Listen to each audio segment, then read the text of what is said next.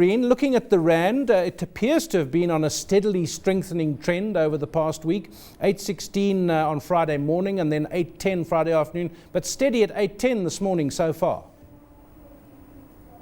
Yes, David, we did see that the rand remain within a fairly narrow trading range for most of last week, on the back of the fact that it seems as if investors and market participants are holding on to hopes that the ECB could possibly inject some stimulus closer towards the end of the month and into September. Yes, we did have the Chinese data coming out a little bit softer than expected, but as market participants are aware, the policymakers and authorities, they do have room to respond to negative data. So we did see the rand remaining fairly steady. Going into the next week, we could possibly see a similar trading range for this week between 8.06 to possibly 8.12 to 8.15, on the back of the fact that we're not really seeing not a lot of economic data coming out, as well as policy stimulus or even measures coming through for the remainder of this week.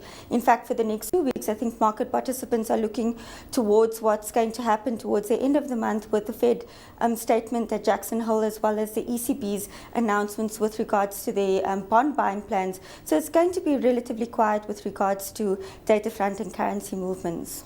I see just on the chart there, as you were speaking, slight weakening there to 8.11 as we were speaking from 8.10 where it was earlier this morning. And then South Africa is certainly not short of data and analysts to talk about it, but this is a quiet week relatively. Last week we had a bit more data. This week it's really retail sales data, I think, on Wednesday. What are you expecting there? Is the South African consumer still going to be so resilient?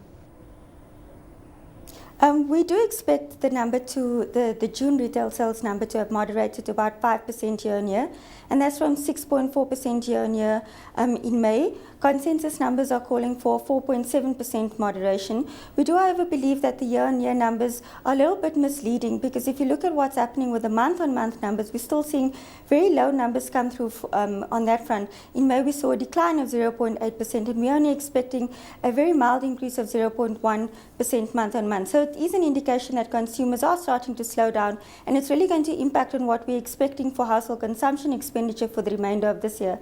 For the second quarter, for instance, we expecting a moderation to 2.3% from 3.1%. So it's a significant drag on consumption expenditure. And just looking at the GDP data, we are expecting the sector to contribute a lot less than the 0.4 percentage points that we saw in the first quarter. So there is going to be some drag coming through from the consumer for this quarter.